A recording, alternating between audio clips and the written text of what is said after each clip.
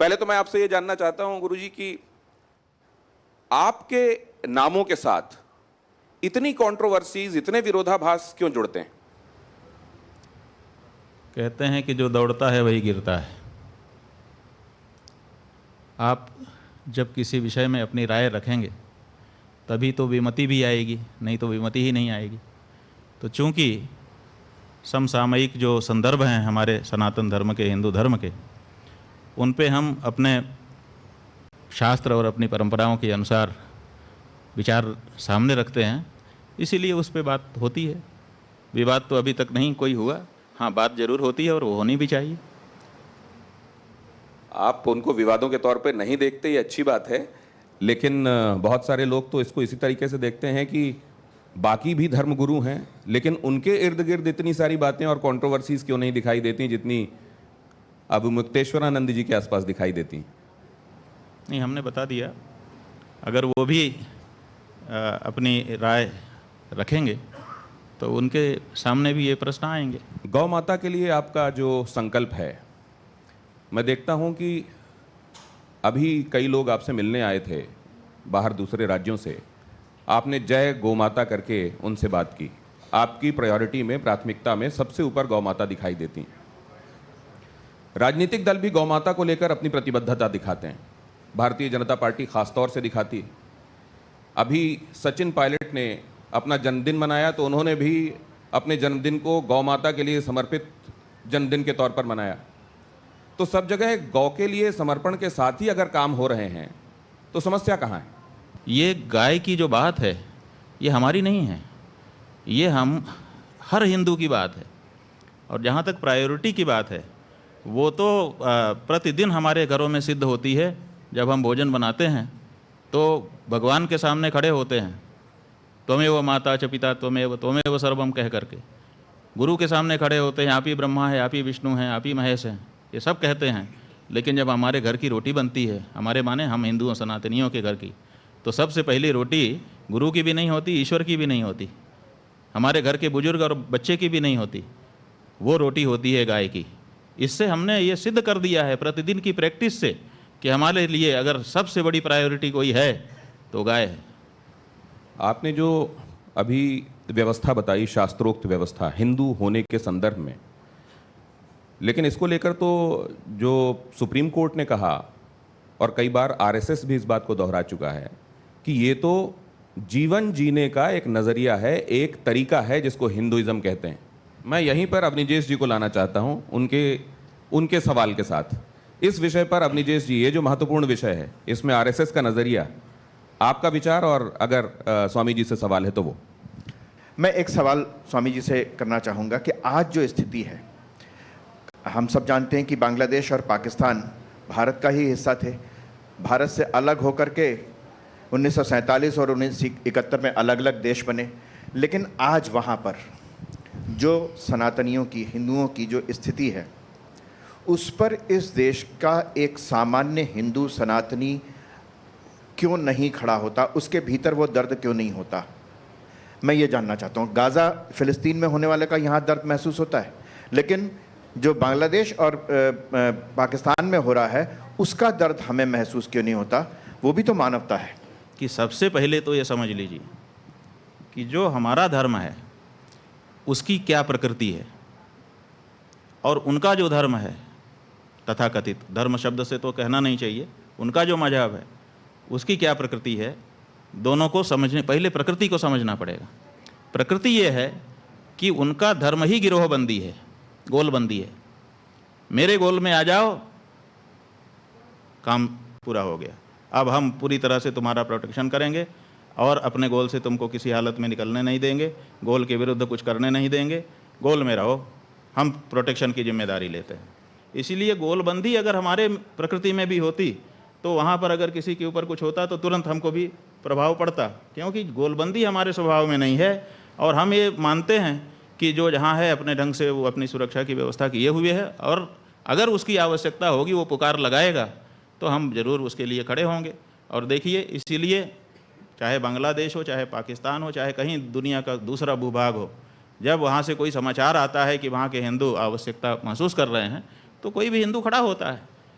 लेकिन राजनीतिक प्रतिक्रियाएं इसमें जो आई, गाजा को लेकर ट्वीट जो लोग करने वाले आपको यहाँ की राजनीति के से जुड़े हुए दिखाई दिए, जब उन्होंने बांग्लादेश के संदर्भ में ट्वीट नहीं किया तो क्या आपको इससे आप आहत हुए? नहीं, देखिए बात यह है कि चूंकि उनकी गोलबंदी है, तो जहाँ पर जितनी बड़ी गोलबंदी होगी हमारे राजनीतिज्ञ उसको ज़्यादा महत्व देंगे।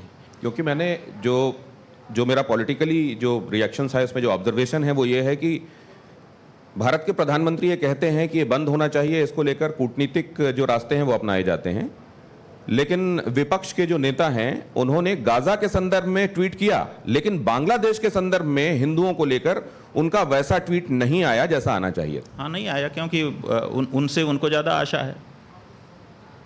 यही तो हम कह रहे हैं कि भारत के जो हिंदू हैं, चूंकि गोलबंद नहीं है, वो ध्रुवीकृत नहीं है, इसीलिए उनके बारे में ज़्यादा उनकी सोच नहीं रहती है।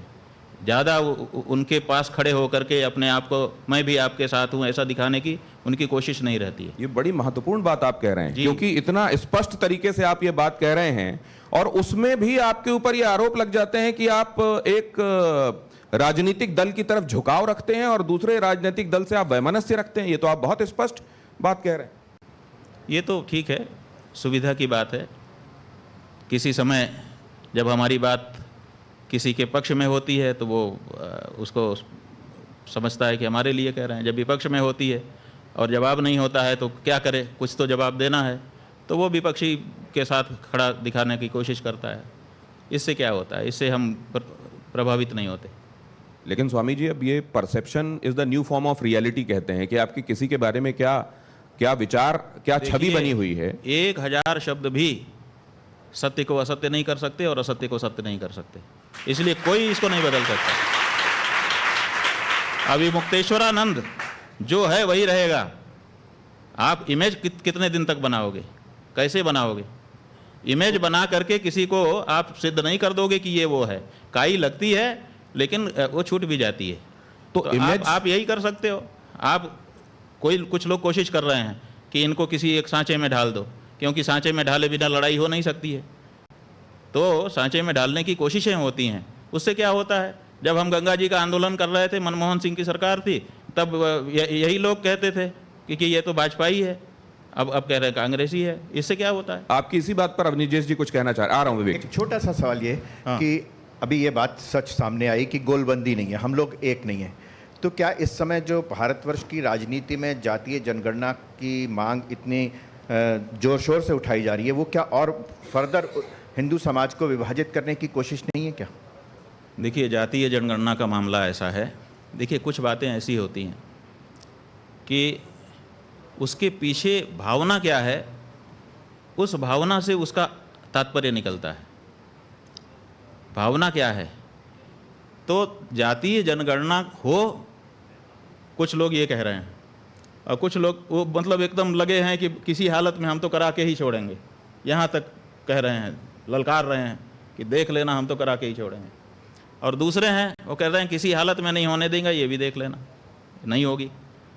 अब सवाल ये है कि ये जो जातीय जनगणना है, ये कराने से क्या फ़ायदा हो जाएगा और न कराने से कौन सी चीज़ ऐसी है जो नहीं बिगड़ेगी? इसके होने न होने का देश पर क्या फ़र्क पड़ेगा? कोई विशेष फर्क नहीं पड़ेगा। तो बटोगे तो कटोगे में आप तथ्य देखते हैं, सत्य देखते हैं? देखिए, कौन बांटेगा और कौन काटेगा? राजनेता ही तो बांट रहे हैं और काट रहे हैं, और कौन बांट रहा है, काट रहा है? लोग तो अपने दिन भर की रोजी रोटी जुटाने में समस्या में हैं। ये जो बांटने और काटने की बात है, ये दोनों तरफ से आ रही है। एक तरफ बांटने की बात, एक तरफ काटने की बात।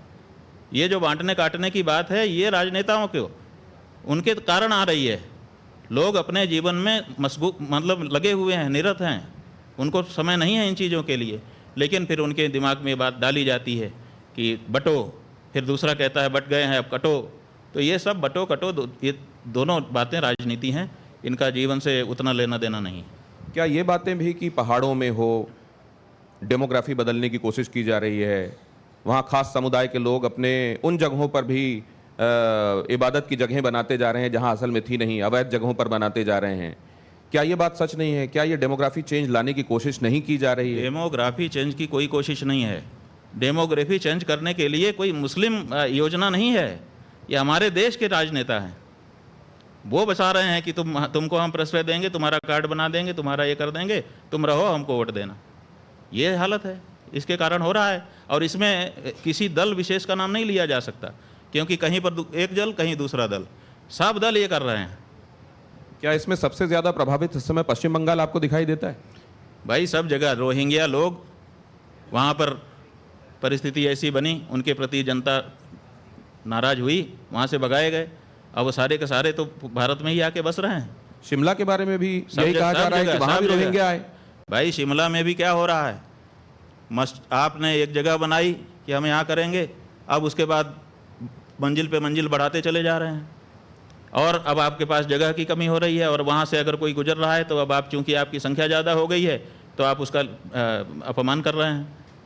तो वहाँ के जो स्थानीय लोग हैं परेशान होकर के आवाज़ उठा रहे हैं, और जहाँ जहाँ भी इनकी संख्या इकट्ठा होती है वहाँ पे स्वाभाविक है, किसी की भी संख्या जहाँ ज़्यादा होती है उसका मनोबल बढ़ जाता है।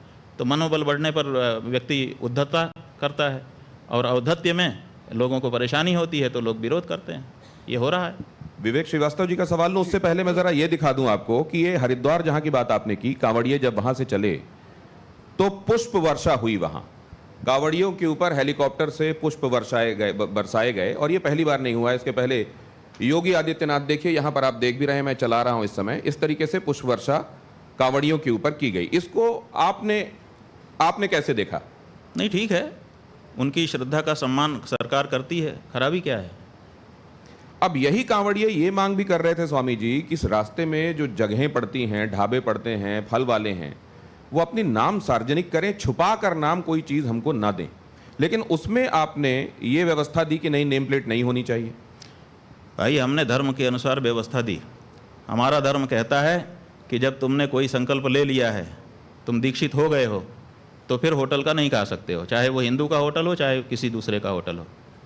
तो जब तुमने एक संकल्प ले लिया, संकल्पबद्ध हो गए कि अब मैं जब से ये जल उठाता हूँ, जब तक नहीं चढ़ा दूंगा तब तक मैं आध्यात्मिक नियमों से बंधा हुआ हूँ, तो आपको ब्रह्मचर्य का पालन करना पड़ेगा, आपको स्वयं पाक करना पड़ेगा अथवा फलाहार करना पड़ेगा।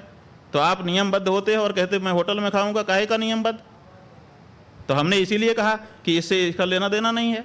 लेकिन होटल में खा ही रहा है तो फिर क्या मतलब है नाम प्लेट लगवाने से?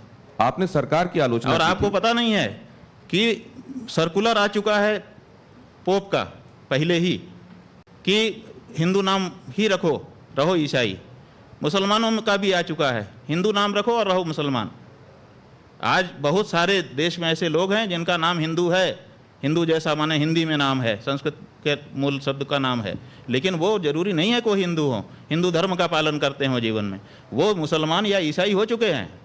तो ऐसी परिस्थिति है, इसको भी तो समझिए। केवल नाम प्लेट आप दिखा देंगे, उतने मात्र से आपका धर्म बच जाएगा। अगर ऐसी कोई गारंटी हो तो हम आपके साथ होने को तैयार हैं, लेकिन ऐसा नहीं है। इसीलिए धर्म नियम को धारण कर लेने के बाद स्वयं पाक अथवा फलाहार ही होता है। में क्या गलत है? आपका आशीर्वाद इस देश के सभी धर्मों के लिए है। भाई हम किसी से द्वेष नहीं करते, हम किसी को गलत नहीं कहते।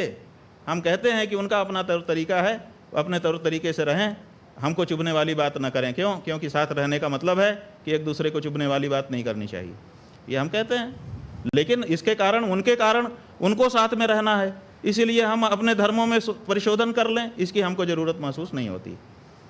आपने कहा आप किसी से द्वेष नहीं करते, बहुत सारे लोग आपको एंटी मोदी क्यों परसीव करते हैं?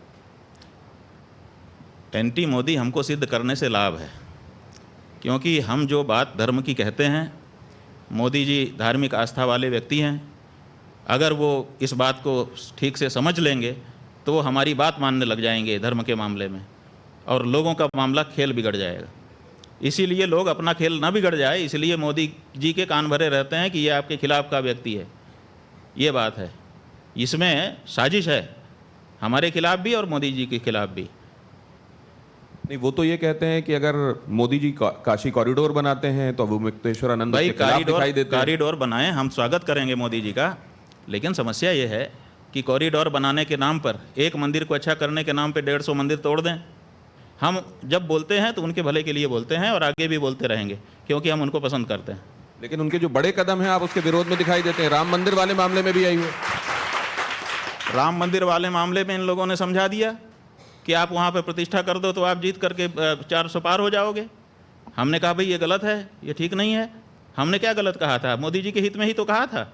लेकिन यहाँ तो समस्या है कि दवाई है आपको ठीक करेगी लेकिन कड़वी है। अब कह देते नहीं कड़वी मत पियो।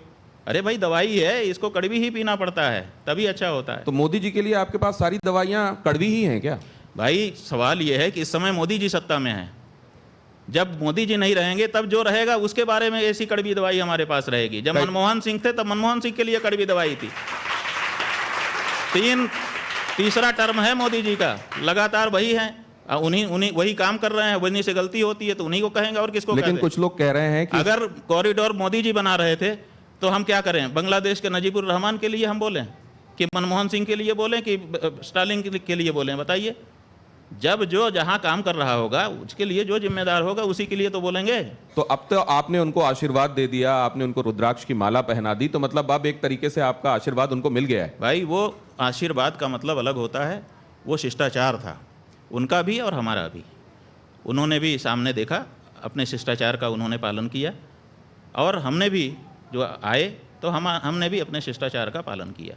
इससे ज़्यादा वो उस मुलाकात का कोई मतलब नहीं निकाला जाना चाहिए। ये यहाँ पे हम ज़रा वो देखते भी हैं, जब आपने मोदी जी को देखिए, आप जिसको शिष्टाचार कह रहे हैं, उन्होंने प्रणाम किया आपको पूरी भावना के साथ और आपने भी पूरी सहृदयता के साथ उनको आशीर्वाद दिया और उनको देखिए हमारे अपनी माला पहनाई। जब वो आए हमारे पास तो हमारे बच्चों ने हमारे पास कोई प्रसाद रखा नहीं था, तो हमने सोचा कि अब आ ही गए हैं तो हमने अपने गले की माला निकाल करके उनको पहनाई।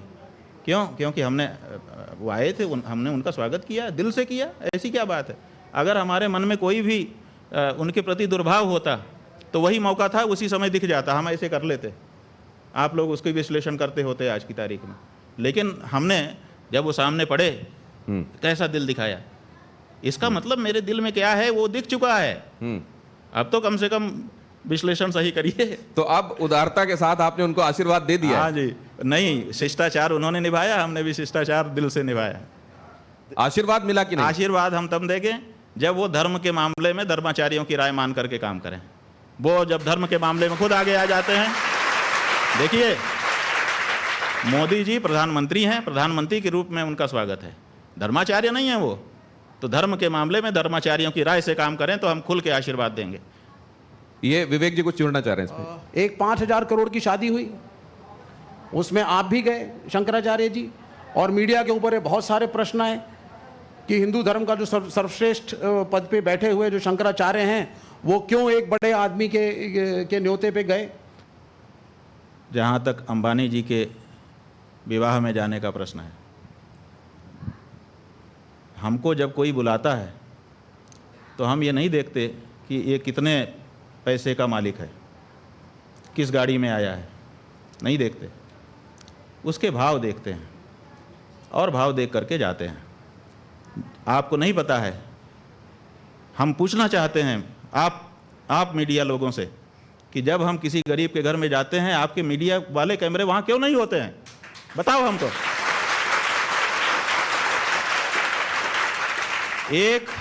एक अंबानी के विवाह में हम गए, आप हमसे प्रश्न पूछ रहे हो। 1000 गरीबों के घर में हम जा चुके हैं अभी तक। हमारे तो लाखों लोग हैं, अगर कहोगे हम एक जगह से खड़ा कर देंगे।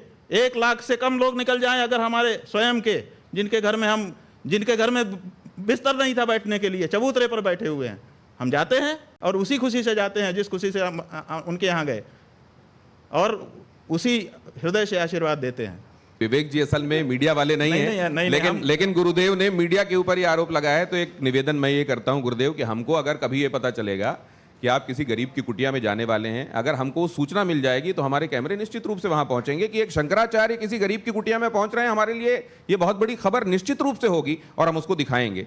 लेकिन अगर आपको कभी ऐसा अनुभव हुआ है तो निश्चित रूप से आपको कहने के लिए अपनी तरफ से आप कह ही सकते हैं। लेकिन हमको कैमरा नहीं चाहिए कहीं पर। लेकिन स्वामी जी, जब भगवान की प्राण प्रतिष्ठा हुई भगवान राम की, उस दिन न जाने हिंदुस्तान में कितने सारे लोग अश्रुपूरित थे, भाव विवल थे, उसमें संत समाज भी था।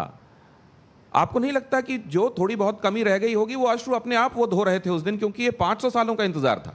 देखिए, 500 सालों का जो इंतज़ार है, आप बहुत देर से भूखे हो तो क्या कच्चे ही खा लोगे?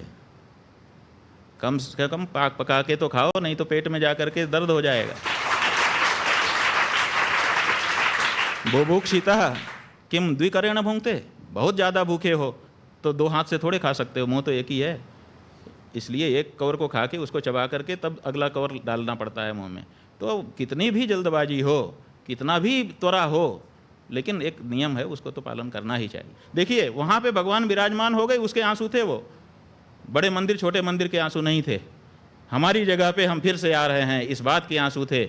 और वो आंसू छोटे मंदिर में भी हो सकता था, क्यों नहीं आपने कर दिया? आप बड़े मंदिर की बात करते हैं, फिर बड़े मंदिर से छोटा मंदिर को ही अपना लेते हैं, और अंत में उस मंदिर को भी पूरा नहीं बना पाते हैं अपने अनुसार। खुद एक संत उत्तर प्रदेश के मुख्यमंत्री हैं, कहीं ऐसा तो नहीं है कि सब चीज़ें विधान के हिसाब से सही हुई, लेकिन जो कहते हैं मुंडे मुंडे मतर भिन्ना, उस वजह से ये बातें हो रही?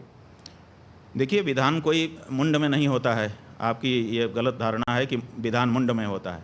विधान पहले से लिखा हुआ होता है।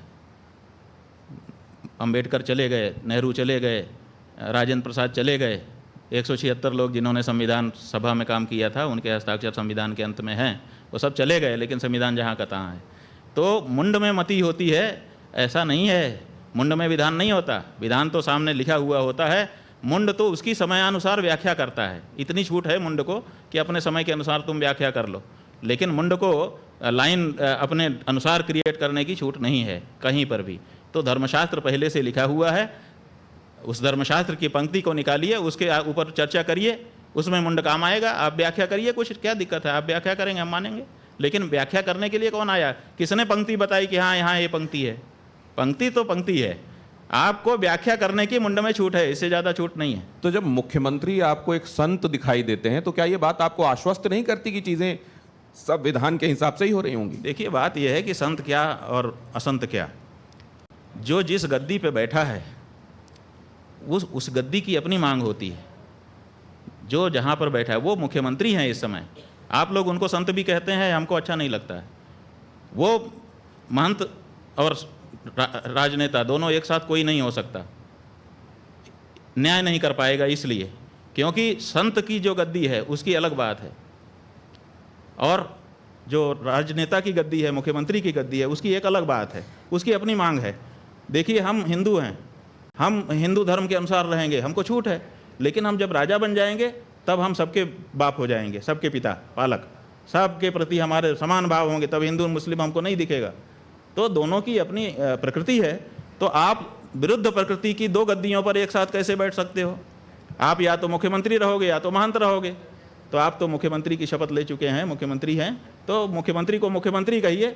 जब वो मुख्यमंत्री पद से हट करके गद्दी पे जाएंगे तब हमको उनको गद्दी वाला मानेंगे, तब उनके साथ संत का व्यवहार करेंगे। तो स्वामी जी, क्या शास्त्रों में और संविधान में विरोधाभास है, मतैक्य नहीं है? और इसलिए तो ये विरोधाभास तो फिर हमेशा रहेगा। क्या विरोधाभास है? आप कह रहे हैं कि जो संविधान की गद्दी में बैठा हुआ है, हाँ, वो शास्त्र के हिसाब से होने वाली गद्दी में नहीं हो सकता, और जो शास्त्र वाली गद्दी में बैठा हुआ है वो संविधान वाली गद्दी में नहीं हो सकता। ठीक है। मतलब क्या इनमें विरोधाभास है क्या, शास्त्र में और संविधान में? हाँ, बिल्कुल विरोधाभास है। धर्म शास्त्र की अपनी मर्यादा है, उसके काम करने का अलग तरीका है। तो जो शास्त्र को मानने वाले होंगे वो है, संविधान के हिसाब से नहीं चल सकते, और जो संविधान को मानने वाले होंगे क्या वो शास्त्र के हिसाब से नहीं चल सकते? देखिए, संविधान के मानने वाले शास्त्र के अनुसार कहाँ चल रहे हैं? आपको समान नागरिक संहिता क्यों बनाने की जरूरत पड़ रही है, बताओ? अगर शास्त्र और संविधान दोनों साथ साथ चल सकते हैं तो आप समान नागरिक संहिता के बारे में क्यों लंबे समय से सोच रहे हो, क्यों उसकी बात करते हो? समान नागरिक संहिता बनानी ही इसलिए पड़ रही है क्योंकि धर्म अलग रास्ते जा रहा है। और देखिए, धर्म जो है वो लोक के साथ परलोक को भी सोचता है, और संविधान में परलोक की कोई व्यवस्था नहीं है। कैसे हमारी आवश्यकताओं की पूर्ति वो करेगा संविधान? इसीलिए धर्म को छोड़ करके हम कैसे संविधान पर पूरी तरह से अवलंबित हो सकते हैं? उसमें परलोक की कहाँ चर्चा है, बताइए? वो केवल लोक के बारे में व्यवस्था बताता है, और हमारा धर्म वो लोक और परलोक दोनों को सुधारने की बात करता है। अंतर है दोनों में। तो जो भारतीय नागरिक है और शास्त्र में सनातन धर्मी भी है, वो क्या करे? वो संविधान को माने कि शास्त्र को माने? शास्त्र को मानना होगा। क्योंकि शास्त्र लोक परलोक दोनों की चर्चा करता है और हमारा जो जीवन है उसमें लोक परलोक दोनों समाहित हैं। इसलिए जहाँ तक हमको संविधान चोट नहीं पहुँचाएगा वहाँ तक हम उसको मान लेंगे, लेकिन जहाँ चोट पहुँचाता होगा वहाँ तो हमको धर्म को ही, धर्मशास्त्र क्या को ही चुनना ऐसा ही होगा। कोई व्यक्ति स्वामी जी रहा होगा जिसने अभी एक ब्राह्मण लड़के की, जिन लोगों ने हत्या कर दी है मानते हुए कि वो गौरक्षक है, गौ विरोधी है और वो गौ मांस ले जा रहा था साथ में, उसने कह दिया कि मुझसे भूल हो गई, जा करके सरेंडर कर दिया। आपका जो संविधान कानून बना है उसको भोगने के लिए तैयार है। आप क्या चाहते हैं इससे ज़्यादा? आपकी पुलिस को मशक्क़त भी नहीं करनी पड़ी, बहुत सारी टीमें भी नहीं बनानी पड़ी। वो तो स्वयं सामने आ गया, आकर के उसने समर्पण कर दिया कि मुझसे भूल हो गई, गलती हो गई और मैं तैयार हूँ, जो आपका कानून है उसके अनुसार मुकदमा चलाइए, सजा दीजिए। तो क्या गौ दिक्कत रक्षा के लिए जो लोग कानून हाथ में लेते हैं वो आपके हिसाब से ठीक करते हैं? भाई गौ रक्षा के लिए कानून हाथ में लेने के लिए हमको आदेश है। हमारे शास्त्र कहते हैं कि गौ हत्यारे को गोली मार दो, है आदेश। हमने अपने मन पे पत्थर रखा है और भारत की सरकार से अपेक्षा की है कि ये हमारे हृदय पर जो चोट है उसको दूर करेंगे। कानून दूर नहीं कर रहा है तो आखिर हिंदू कब तक ये सहता रहेगा? 75 से ज़्यादा साल हो गए हम छाती पे पत्थर रख करके बैठे हैं कि हमारी माँ को मारा जा रहा है, कानून कुछ न कुछ हमारी मदद करेगा। लेकिन स्वामी जी, सड़कों पे गाय घूमती हैं। भाई सड़कों पे गाय क्यों घूम रही है? सुन लीजिए जरा। क्योंकि आपने उसको पशु घोषित कर रखा है। और नहीं और कूड़ा उसको खाती है। पशु सूची से हटाइए, नहीं घूमेगी, हम गारंटी ले रहे हैं। हाँ, आपके कैमरे के माध्यम से रिकॉर्डिंग कर लीजिए। वो ठीक है, आप उसको पहले पशु सूची से हटा दीजिए, हम गारंटी ले रहे हैं, हम गारंटी ले रहे हैं, रिकॉर्डिंग करके रख लीजिए। लेकिन आप उसको पशु सूची से हटाइए। प्रेम कुमार जी को एक बार ले आऊं, उसके बाद अवनीश जी आप एक्स्ट्रा आइएगा। कॉन्स्टिट्यूशनल नहीं हो जाएगा अगर हर नागरिक, हर धर्म, आप तो हिंदू धर्म के हर नागरिक नहीं, बहुमत। देखिए आप हर नागरिक, हमारी बात मत करिए जी। जो बहुमत का फैसला होता है आप वाले सिस्टम में वही माना जाता है। जिसके पास एक ज्यादा वोट आ जाएगा वो लाखों वोटों को व्यर्थ बना करके स्वयं जीत जाएगा। लेकिन कॉन्स्टिट्यूशन क्या है? बहुमत ही तो कॉन्स्टिट्यूशन है। पुलिस, बहुमत अगर होगा कॉन्स्टिट्यूशन बदल लोगे आप। लेकिन गौरक्षक दल कॉन्स्टिट्यूशन बदलने के लिए 400 पार की बात कही जा रही थी ना। आपके पास बहुमत हो, कॉन्स्टिट्यूशन भी बदल लीजिए। आपने 100 बार से ज्यादा बदल लिया है कॉन्स्टिट्यूशन को कि बहुमत के कारण। तो आप बहुमत की आवाज को कैसे दबा सकते हैं? ये बहुमत की आवाज है कि गाय की हत्या नहीं होनी चाहिए, बहुमत की आवाज है, आप इसकी उपेक्षा नहीं कर सकते। लेकिन इस देश में कोर्ट भी है, वकील भी है, कोर्ट है पुलिस तो भी हम है। कहाँ कह रहे हैं? तो गौरक्षक दल अगर इनको साइड करके खुद न्याय करने लगेंगे, हाँ खुद न्याय करेगा। आप अपने कानून के है। अनुसार उनके ऊपर मुकदमा चलाइए। हम उसको मान रहे हैं कि हम जिस देश में हैं उसका कानून मानेंगे। हम भारत में हैं, भारत का जो कानून है कि अगर हमने हत्या की है तो उसके लिए हमको दंड जो तय मिले, वही तो हम कह रहे हैं कि उस व्यक्ति से गोली चल गई, उसने कहा कि मैं मुझसे गलती हो गई है, इससे ज्यादा क्या करेगा वो? स्वामी जी, लेकिन वो कानून को पालन ही तो कर रहा है, और क्या कर रहा है? स्वामी जी, अगर आप कह रहे हैं कि शास्त्र के हिसाब से चलना चाहिए तो दूसरे धर्मों के भी तो शास्त्र हैं, वो अपने हिसाब से चलेंगे। हाँ तो चले ना, कहाँ मना कर रहे हैं हम? कहाँ मना कर रहे हैं? बिल्कुल हम यही चाहते हैं कि वो भी अपने शास्त्र के अनुसार चलें। क्यों नहीं अपने शास्त्र के अनुसार चलते हैं? उनके शास्त्र में लिखा रहा है कि सबसे उत्तम निवास वो है जहाँ पर पूरी तरह से इस्लाम हो। तो पूरी तरह से जहाँ इस्लाम है वहाँ क्यों नहीं चले जाते हैं? बताओ, हमारे बीच में क्यों रह रहे हैं वो? यही तो सवाल है। वो पूरी तरह से अपने धर्म का पालन करें, इसी के लिए 57 देश बना लिए उन्होंने। नहीं, लेकिन देश तो और अपने चले जाएं वहां पे पालन करें। और वक्फ बोर्ड के नाम पे जहां पे नहीं है वहां चले जाएं और जमीनों को एनक्रोच कर लें। क्या चीज? वक्फ बोर्ड के नाम पे जमीनें भाई हमारा वही कहना है कि उनको ऐसे जहां पर उनके धर्म के अनुसार का वातावरण नहीं, उनको क्यों रहना चाहिए? विशेष करके तब जब धर्म के नाम पे उन्होंने हमारे देश का एक टुकड़ा बांट लिया। तो फिर वो दारुल हरम वाला जो कॉन्सेप्ट है वो फिर उसका क्या? वही हम कह रहे हैं कि उनको अपने धर्म के अनुसार रहने की छूट है, लेकिन वो अपने वातावरण में जाके करें। वो हमारे वातावरण में हमको रहने दे। प्रेम कुमार जी को लाता हूं मैं इसमें। प्रेम कुमार जी, शंकराचार्य जी ने कई हेडलाइंस दिए हैं आज की बातचीत में। गो हत्या क्या है? गो हत्या पर आप कह रहे हैं बलि देना, किसी को मांस के हिसाब से, खाने के हिसाब से पशु की हत्या करना, गाय की हत्या करना, गाय के संदर्भ में गो हत्या। सिर्फ यही गो हत्या है क्या? भूखे गौशालाओं में मरती हुई गायें ये गो हत्या नहीं है? इसके लिए कभी आपने कभी कोई आवाज़ नहीं, क्यों गाय गौशालाएं में गायों की हत्या, मौत, वो हत्या मैं मानता हूँ, लेकिन वो गौ हत्या नहीं है क्या? उस पर भी तो कोई दृष्टि होनी चाहिए। मैं एक और सवाल रखता हूँ, मेरी आवाज़ में थोड़ी तलखी आ रही है, मैं क्षमा मांगता हूँ, लेकिन और भी बात आ रही है। नहीं, जैसे आपके मन में भाव है वैसे ही व्यक्त करिए, हम इसका स्वागत करते हैं, ठीक है। मैं धन्यवाद। एक साथ साथ और भी बातें हैं भाई। कश्मीर में पंडित विस्थापित हुए ना, कितने लोगों को बसाया गया, कितने पंडितों को बसाया गया, और इसके लिए किया क्या? एक हिंदू धर्म के शंकराचार्य के नाते हिंदू पंडितों को वहां बसाने में क्या किया गया, आपका क्या योगदान रहा, सरकार को जवाबदेह बनाने के लिए आपने क्या किया, ये तो सवाल हम आपके सामने रखते हैं। सबसे ज़्यादा गायें कौन पाल रहा है? हमारी गौशालाएं पाल रही हैं, हमको इस बात का गर्व है। और आप ये मत कहिए कि व्यक्तिगत मेरे नाम से कितनी संपत्ति है, वही संपत्ति मेरी है। हिंदू धर्म का जहाँ जहाँ जो कुछ भी अवस्थापन है वो सब हमारा है, शंकराचार्य होने के नाते। जितनी गौशालाएं हैं वो सब हमारी हैं, और हम वहाँ पर गऊओं की रक्षा कर रहे हैं। जो गऊएं मरी हैं, जिसकी रिपोर्टिंग आपके पत्रकारों ने की है, 99% वो गौशालाएं हैं जिनमें सरकारी अनुदान आ रहा है। उन गौशालाओं में गाय की हालत खराब हुई जब आपने कहा कि हम इस गौशाला में अनुदान करेंगे। अनुदान का जो पैसा है वो भ्रष्टाचार की भेंट चढ़ गया और गाय मर गई।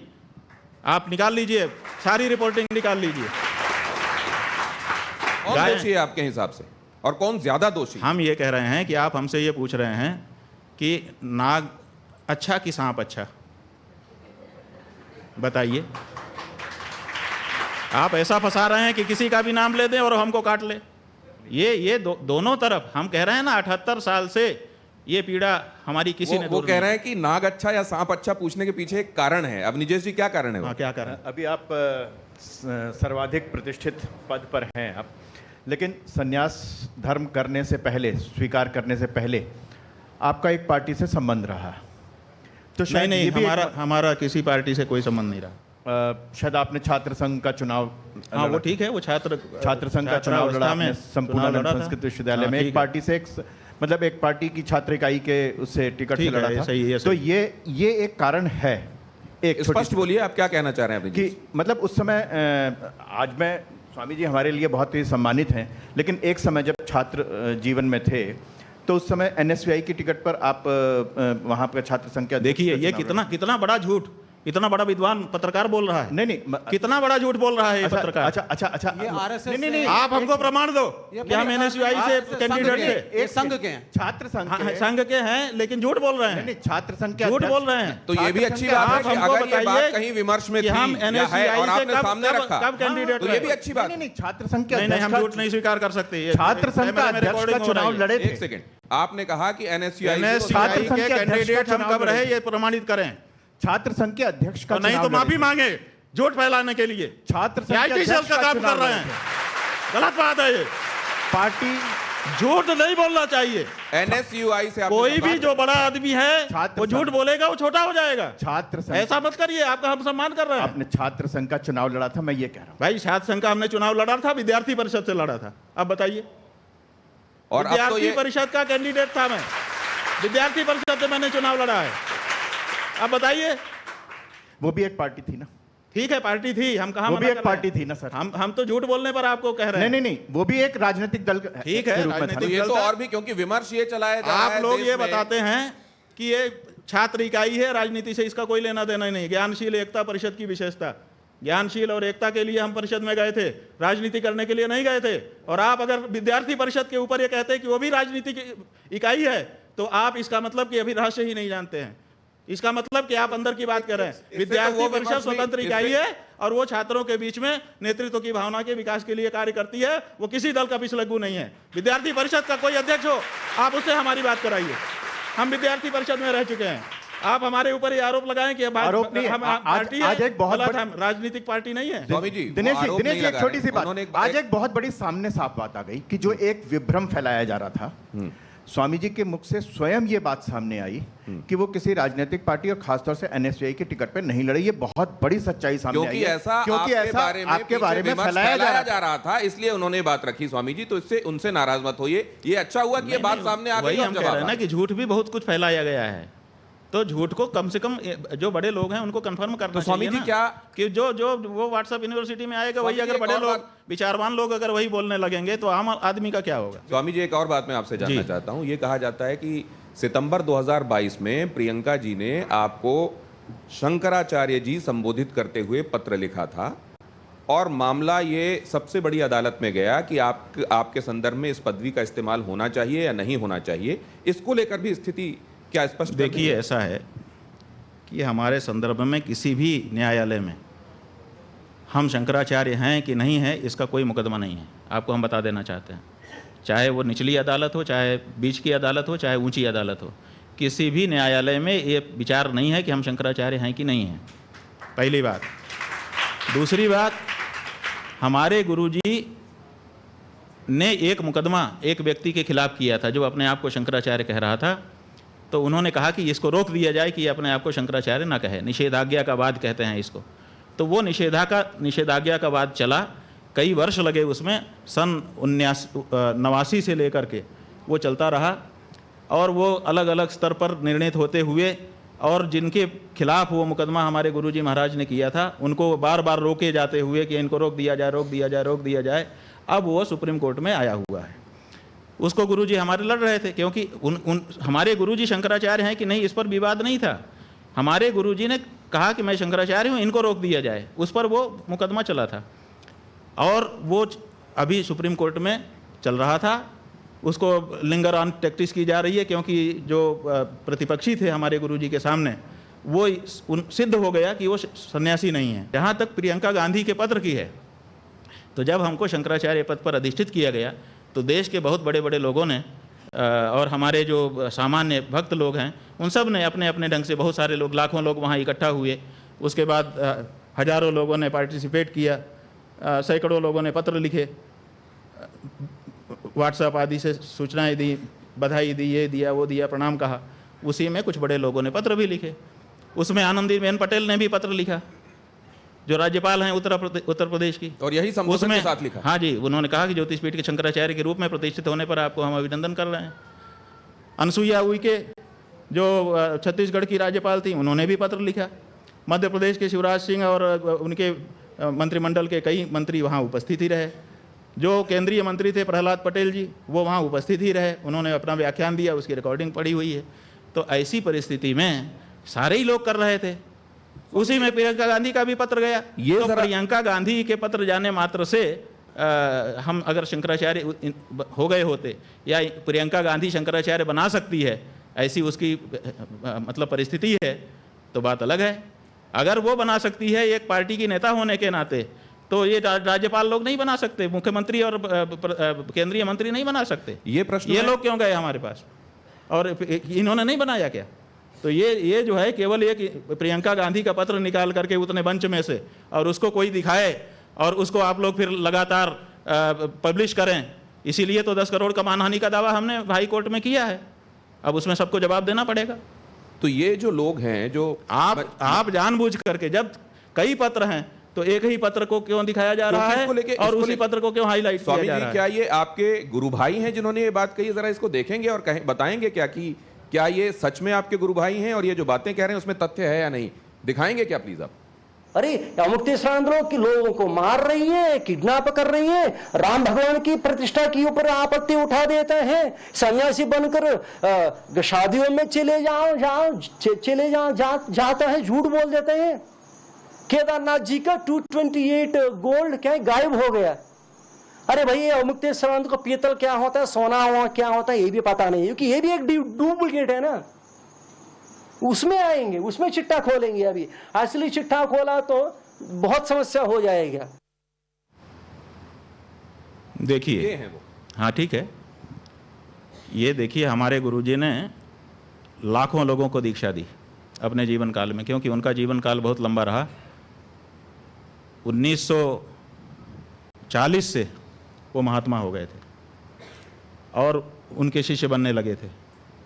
आप समझिए कितना लंबा, उनका 80 साल से अधिक का सन्यासी जीवन था और आरंभ काल से ही उनके प्रति लोगों का आकर्षण था। लाखों लोगों को उन्होंने दीक्षित किया। कौन उनका शिष्य है कौन शिष्य नहीं है वो अलग बात है, लेकिन हमारे यहाँ ये सन्यास में नियम है कि गुरु जिसको ये दंड है, देखिए ये दंड जिसको अपने हाथ से पकड़ाता है वो उसका दंडी सन्यासी शिष्य माना जाता है। और ये हमारे गुरुजी के 3 ही शिष्य थे, एक का अब देह छूट चुका है, 2 हम लोग हैं, एक द्वारका के शंकराचार्य जी हैं, एक हम हैं। इनके अलावा किसी को महाराज श्री ने अपने हाथ से दंड नहीं दिया, इसलिए उनका कोई दंडी सन्यासी शिष्य नहीं। तो ये व्यक्ति जो है गुरुजी का दंडी सन्यासी शिष्य नहीं है, एक बात। दूसरे वो कह रहा है कि ये लोगों को मार रहे हैं। आप बताइए, मार रहे हैं तो कभी तो कोई रिपोर्ट करता, आप लोग पत्रकार हैं, कहीं तो आता कि भाई इन्होंने हत्या कर दी, कहीं किसी थाने में तो दर्ज होता हमारे खिलाफ कि इन्होंने हत्या की है, वो नहीं दिखा रहा है। फिर कह रहा है ये किडनैप कर रहे हैं लोगों को, किडनैपिंग का कोई केस हमारे खिलाफ अभी तक उसने दिखाया नहीं। फिर वो कह रहा है कि सोने पीतल का इनको भेद नहीं है, और फिर उसी वक्तव्य में अभी जो आपने नहीं दिखाया हमको दिखाया गया है, उसी में कह रहा है कि इन्होंने सोना गायब कर दिया। आपने सोना गायब कर दिया? हाँ, माने मठ का सोना गायब कर दिया। तो अगर हमको सोना पीतल का भेद नहीं पता था तो हमने पीतल क्यों गायब नहीं किया, सोना ही क्यों गायब किया? नहीं माने खुद की बात पे स्थिर नहीं रह पा रहा है वो। और फिर वो कहता है कि 228 किलो सोने की बात करते हैं, हमने अकेले ने थोड़े की है, उसमें तो पूरा मीडिया 50 मीडिया घराने शामिल हैं जिन्होंने 230 किलो सोने की 228 किलो सोने की बात की है। अकेले हम हो तो हम उसके बारे में बात तो क्या इस 228 किलो सोने को लेके आप लोगों की तरफ से कोई एफआईआर दर्ज कराई गई है? देखिए बात यह है कि 228 किलो सोने के बारे में हमने अकेले नहीं कहा है, सब मीडिया ने 1 महीने तक इस स्टोरी चलाई है। और जो कमेटी है, कमेटी ने उसको विज्ञप्तियाँ जारी की हैं, कमेटी ने वक्तव्य जारी किए हैं और वीडियो आया है, फोटो आए हैं। वहाँ पर 6 महीने के लिए विशेष सुरक्षा की गई है सोने की, ये सब ऑन रिकॉर्ड है। क्या एफआईआर करें आप बताओ? हमारा ही मंदिर है भाई, शंकराचार्य के रूप में हमारा मंदिर है बद्रीनाथ केदारनाथ, शंकराचार्य जी ने उसका उद्धार किया है और हमारी ही कमेटी है, हम किसके खिलाफ एफआईआर करें? आप बताइए। हमने जो हमको कहना था कहा और साफ साफ कहा। और हमने क्या कहा? हमने किसी चोर नहीं कहा, हमने कहा भाई ये बातें बहुत ज़्यादा उठ रही हैं, इस पर जांच करा लेना चाहिए। तो जांच नहीं करा रहे हैं। और वो जो मंत्री जी हैं उन्होंने आकर के कहा हम तो मुकदमा तैयार कर दिए थे, क्योंकि हमको जो कमेटी के अध्यक्ष हैं बद्रीनाथ केदारनाथ मंदिर समिति के, उन्होंने एक वक्तव्य के माध्यम से हमको कहा कि हम उनसे अनुरोध भी कर रहे हैं और चुनौती भी कर रहे हैं। तो आप बताइए, 2 शब्द कहा उन्होंने कि हम अनुरोध कर रहे हैं और चुनौती भी दे रहे हैं कि वो अगर उनके पास कोई प्रमाण है तो न्यायालय में जाएं। तो हमने सोचा कि भाई अब इसमें से कौन सा शब्द पकड़ें, तो हमने अनुरोध वाला पकड़ा कि उन्होंने अनुरोध किया है, चुनौती तो उनकी क्या हम स्वीकार करें, कोई विद्वान होता तो स्वीकार कर दे। तो हमने अनुरोध वाला पकड़ा और हमने मुकदमा तैयार कर दिया। हमारे वकील मुकदमा करने ही जा रहे थे, तब तक वहाँ केदारनाथ में आपदा आ गई, बहुत सारे लोग परेशान होने लगे। तो हम लोग उसमें मन लगाए और फिर हमारे वकीलों ने भी कहा कि ऐसी परिस्थिति में अपने लोग जाएंगे अच्छा नहीं लगेगा। फिर अभी जब वो बात शांत हुई, फिर से यात्रा शुरू हो गई, तो फिर हमने वकील को कहा कि भाई अब डाल दिया जाए। तो उन्होंने कहा कि जो मंत्री जी हैं वो कह रहे हैं कि हमने जांच करा ली है, सरकार के पास हमारी जांच पड़ी हुई है, हम उसको सार्वजनिक करेंगे। तो अब हम प्रतीक्षा कर रहे हैं कि वो अपने जांच की रिपोर्ट सार्वजनिक करें, उसका अध्ययन करके तब हम करेंगे, जो कुछ करना होगा हम करेंगे। कि इस मानहानि वाले संदर्भ में कोर्ट का रिमार्क जो ये आया कि साधु संत तो मान अपमान से सम्मान निरादर आदर ही, सब संत सुखी विचरंत मही वाला जो भाव था, उसको आपने कैसे देखा? वो कहते हैं कि साधु संतों का क्या मान क्या अपमान। तो सवाल ये है कि जो लोग कानून बना रहे थे मानहानि के, क्या वो लोग आपसे कम जानकार थे कानून के? उसी समय क्यों उसी में एक क्लाज नहीं जोड़ दिया गया कि साधु संतों के लिए ये कानून लागू नहीं होगा, क्योंकि वो तो मान अपमान से परे हैं। एक सन्यासी अपने मान अपमान से ऊपर है, हमारा पीठ मान अपमान से ऊपर नहीं है। हमारे पीठ की गरिमा की रक्षा वो हमारा कर्तव्य है और किसी भी हिंदू का कर्तव्य है। तो हम जो मानहानि के मुकदमे में गए हैं, अपने पीठ के सम्मान के लिए गए हैं, हम इसके लिए नहीं गए हैं कि हमारा मान अपमान। हम तो ऊपर हैं और आगे भी रहेंगे, लेकिन जिस पीठ पर हम हैं वो हमसे तादाद में संबंध उसका बन गया है। पीठ और हम अब 2 अलग अलग नहीं हैं। इसलिए हमारे में पीठ का अक्स आता है। हम जब जाते हैं तो लोग कहते हैं, ये नहीं कहते हैं कि अभी मुक्तेश्वरानंद आया है, 1-2% कहते होंगे, अधिकतर लोग कहते हैं शंकराचार्य आया। तो इसका मतलब कि पीठ से हमको जोड़ करके देखते हैं। तो पीठ के महात्म्य की रक्षा करना, उसकी महिमा गरिमा की रक्षा करना जो पूर्व आचार्यों ने की है, वो हमारा कर्तव्य है और उसके लिए हम गए हैं। ये बात न्यायाधीश महोदय को समझनी पड़ेगी और ऐसी टिप्पणियों से बचना होगा। हम उनसे अनुरोध करना चाहेंगे आपके माध्यम से कि उनको जो टिप्पणी करना हो हम बिल्कुल रोक नहीं लगाएंगे, लेकिन वो सब लिख दें, लिखित में दें, ताकि हम उसके लिए जवाब कर सकें। ऐसी टिप्पणी ना करें कि अखबार में छपवा दें और उसके बाद बात खत्म हो जाए। तो अब इस चर्चा के आखिरी चरण की तरफ मैं बढ़ रहा हूं, लेकिन एक सवाल ये कि सनातन धर्म के जो मानने वाले लोग हैं वो जब ये देखते हैं कि आप प्रधानमंत्री नरेंद्र मोदी को आशीर्वाद देते हैं तो बहुत सारे लोग उसमें प्रसन्न होते हैं, लेकिन फिर वो ये भी देखते हैं कि उद्धव ठाकरे जो बड़ी दूर तक भारतीय जनता पार्टी के साथ हिंदुत्व का ही झंडा लेकर चलते रहे, आज वो तुष्टीकरण वाले खेमे में खड़े हुए हैं, लेकिन आपका आशीर्वाद उनको भी मिल जाता है। तो इसमें वो कन्फ्यूजन होता है कि असल में स्वामी जी सनातन का झंडा पकड़ के चलने वाला मानते किसको हैं? देखिए, बात यह है कि ये जो आपका सवाल है, प्रश्न है, इसी में जवाब छिपा हुआ है कि कुछ लोग ये चाहते हैं कि एक मामले में हमारी मोनोपोली हो। मोनोपोली क्यों देखते हैं आप? दोनों हिंदू पार्टी है, दोनों को हमारा आशीर्वाद है। शिवसेना भी तो हिंदू पार्टी है, तो आप एक को ख़त्म करके मोनोपोली क्यों करना चाहते हो? वो भी हिंदू है, उनको भी हम आशीर्वाद दे रहे हैं ताकि वो भी बढ़ें, आप भी बढ़ें। तो क्या आप ये मानते हैं कि कांग्रेस ने तुष्टीकरण किया या नहीं किया? आप इसको कैसे देखते हैं? भाई, हम इसके निर्णायक नहीं हैं, इसके निर्णायक जनता है और जनता आगे भी निर्णय करती रहेगी। लोगों का काम है अपने अपने ढंग से अपनी अपनी करनी को दिखाएं, जनता निर्णय करती है। हम कौन होते हैं कि किसी के बारे में कहने वाले? तो राजनीति का तो यही चरित्र है इस समय। नहीं, राजनीति में यह चरित्र है तो हम अपने सब हिंदू भाइयों को कहना चाहते हैं कि देखो, राजनीति करने वाले को हिंदू धर्मशास्त्रों के अनुसार विश्वासघात करने की छूट नहीं है, तो जान लो। ये मत कहो कि हम राजनीति में हैं इसलिए हमको तो ये छूट है। विश्वासघात तो फिर भी पाप ही होता है, दोषी होता है, इसलिए वो उसकी प्रिविलेज नहीं ले सकते आप। तो अगर कोई एक व्यक्ति किसी एक पार्टी में नेता है और उसको ये लग रहा है कि पार्टी अब सिद्धांतों के अनुरूप नहीं, अरे तो 5 साल प्रतीक्षा करो ना, फिर नए चुनाव में नई पार्टी में जाकर के लड़ लो। तुम आए थे बिना सोचे विचारे आ गए थे, आंख बंद करके, नींद में आ गए थे कि नशे में आ गए थे पार्टी में? जिस समय चुनाव लड़ रहे थे उस समय सब ठीक था और बाद में अचानक तुमको लगता है कि ये पार्टी ठीक नहीं है, इसके विचार ठीक नहीं है, अब वो जिसका हमने विरोध किया वो पार्टी ठीक हो गई। अगर वो भी ठीक हो गई, तुम्हारे मन में कोई बात आ गई, अंदर जाने पर तुमने देख लिया, मान लो, तो कम से कम जब जिसके साथ आए हो अगले स्टेशन तक तो ट्रेन में ही रहोगे कि बीच में कूद जाओगे?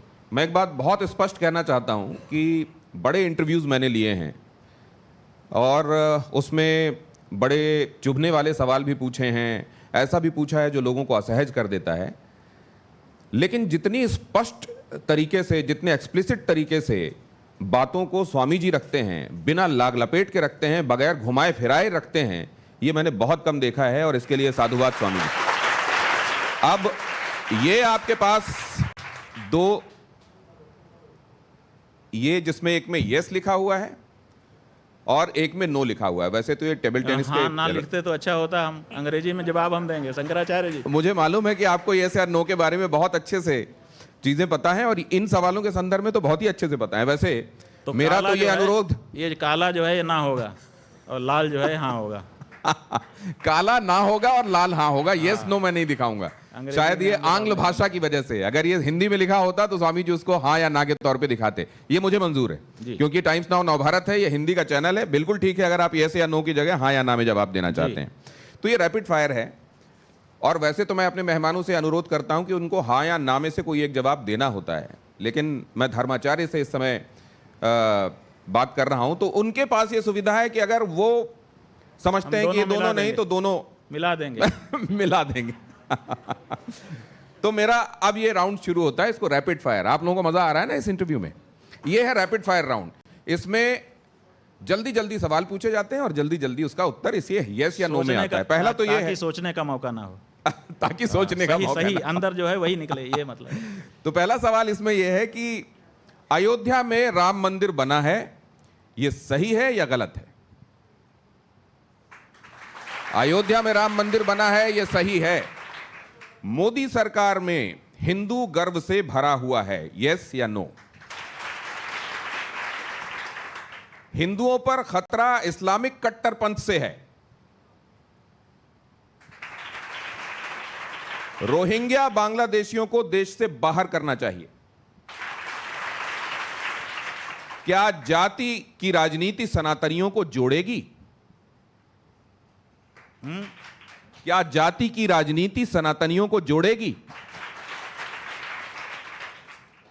अब यहां पे ये रैपिड फायर समाप्त हुआ यस या नो के तौर पर। अब केवल दो नाम हैं, एक है राहुल गांधी और एक है नरेंद्र मोदी। स्वामी जी, राहुल गांधी का नाम उसमें ठीक समझते हैं या नरेंद्र मोदी का नाम ठीक समझते हैं? अब ये उनसे अनुरोध है, सनातन संस्कृति के रक्षक कौन? वो कह रहे हैं इन दोनों का ही नाम इसके संदर्भ में वो नहीं लेंगे। आतंकवाद से बेहतर मुकाबला कौन कर सकता है, नरेंद्र मोदी या राहुल गांधी? अब इसमें कैसे हम हाँ ना कहेंगे? ये तो आपको नाम लेना है, नाम लेना है। हाँ, नाम लेना है। देखिए, 10 साल से आतंकवाद के बारे में नरेंद्र मोदी प्रयास कर रहे हैं और कहीं ना कहीं तो अंकुश तो लगाया ही हुआ है। तो नरेंद्र मोदी नाम ले रहे हैं आप? माने ये परखे जा चुके हैं, अभी उनकी परख नहीं है। नरेंद्र मोदी नाम लिया है लेकिन ये परखे जा चुके हैं इसलिए नाम लिया है। चलिए, सच्चा शिव भक्त कौन, नरेंद्र मोदी या राहुल गांधी? भैया दोनों राजनीतिक हैं। शिव भक्त तो जो होगा, देखिए शिव भक्त का पहचान क्या है?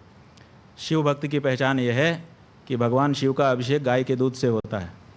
भगवान शिव की जो ध्वजा है उसके ऊपर बैल का चिन्ह बना हुआ है, वृषभ ध्वज। तो जो गाय की हत्या रोके वो शिव भक्त है, उसके अलावा सब दिखावा है। राष्ट्र, अर्थ और धर्म के लिए किसकी नीति ज्यादा कारगर है, राहुल गांधी या नरेंद्र मोदी? देखिए, एक की पहचान हुई है, दूसरे की अभी हुई ही नहीं है, हम कैसे बोल दें? दोनों के परख होने के बाद ही ऐसे प्रश्न का जवाब दिया जा सकता है। 2029 में अगला प्रधानमंत्री कौन, राहुल गांधी या नरेंद्र मोदी? जिसको देश की जनता चाहेगी। तो जिस युक्ति युक्त बात करने के लिए अभी मुक्तेश्वर आनंद जी, शंकराचार्य जी जाने जाते हैं, उसी तरीके से उन्होंने इन सवालों का जवाब दिया, समय निकाला, हमसे बातचीत की और बड़ा दिल रख बहुत बहुत धन्यवाद करता हूं आपका स्वामी जी। आपने सबके सामने आपने बातचीत की, बगैर किसी लाग लपेट के बातचीत की। मैं बहुत प्रभावित हुआ हूं इस बात से। इन्होंने हमारे मन को जीत लिया।